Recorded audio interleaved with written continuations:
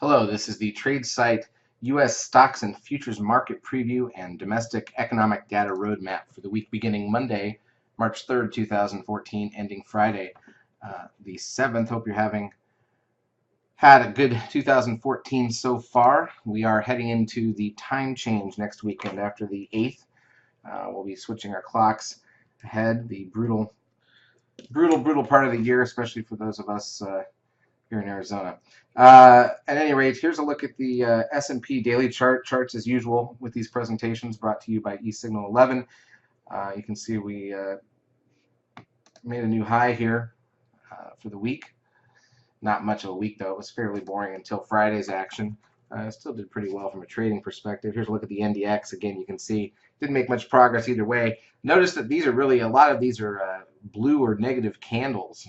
4 out of the 5 days for the week were negative candles, even though we made some upward progress. So sort of gapped up and sold off, gapped up and went higher, gapped up and sold off, gapped up and sold off, that type of thing.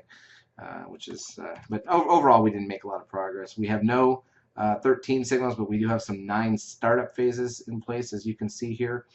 Here's the SOX, the semiconductor index, also very flat this week. And here's the biotechs, which rolled over. Remember, as go banks and biotechs, so go the market. Biotechs did roll over sharply on Friday. Before we go to the intra-week action, let's take a look at some of our key trading stocks just to see what they did. Apple down a bit for the week. It did sell off every day but Friday. Amazon held its ground, I would say. Didn't do anything spectacular. Tesla obviously up a lot for the week, gapping up big Tuesday and running, tacking on from the close of last week at 210 to the high of 265, another 55 points at one point, but rolling over a bit Friday, and that's just fine. Here's a look at Netflix. Did not get much accomplished for the week, and Google continues its slight upward bias. So that's it. That's what we saw for the week. I wouldn't call it the most exciting week we've seen in a while, but it is what it is. Here's a look at the futures in 10-minute bars. This is Friday, Thursday, Wednesday, Tuesday, and Monday. Let me get the Monday all the way in the screen here so you can see compared to last Friday's. We gapped up Monday morning and never filled that gap from last Friday. Ran up Monday, then pulled back over and closed only up a couple points from where we had opened. Opened flat Tuesday and closed dead flat. Opened flat Wednesday and basically closed flat. Opened flat Thursday. No gaps 3 days in a row. It's been a while since we've seen that as well. And we drifted a little higher Thursday. And then Friday was the day we opened flat again, so 4 flat openings, and ran up. It's amazing when you don't have earnings season how much you can get the flat openings.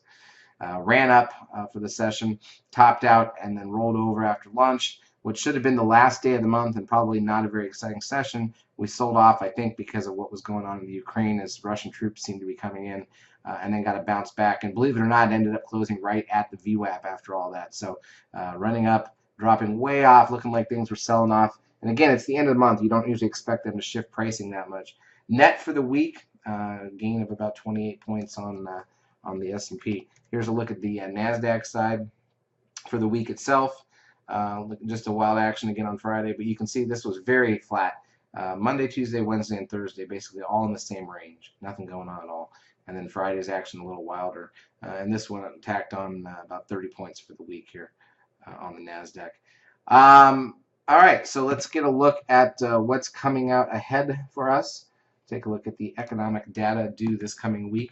It is a busy week. There's a lot to it. So we got Monday, we've got personal income and spending along with the inflationary number, PCE core prices. That's before the market. We have ISM index and construction spending 30 minutes into the stock market, and auto and truck sales in the afternoon. Nothing at all on Tuesday. Then on Wednesday, we've got the MBA mortgage index, ADP employment change, ISM services, and crude oil inventories, along with the Fed beige book in the afternoon. Thursday, challenger job cuts, initial jobless claims and continuing claims, that's the weekly number. Revised productivity for Q4, unit labor costs revised for Q4. Factory orders 30 minutes in, and then natty gas. Now here's the big one, Friday. Not just the unemployment with the NFP data, which is big enough by itself, but also trade balance at the same time, 2 big numbers, and then consumer credit in the afternoon. Then we have the time change next Saturday. So a lot to focus on, especially later in the week. We got 1 day without any data, and based on the volume we've been seeing, volume has been very good here, and we've been seeing over 2 billion shares a day on the NASDAQ, 2.3 here on Friday to close out the week. So volume's been fine, and unfortunately the ranges haven't been spectacular, but there's been enough movement. It's certainly better than a lot of what we were seeing late in 2013, and we're definitely having fun on the stock side. So if anybody has anything they want to report to us, we will be in the lab as usual, calling it from the tape, giving you the calls the night before for stocks, and we hope to see you in the lab. If you haven't taken a trial, feel free to get one so you can come in and visit us and see what we're doing in the markets. Have a great week and weekend.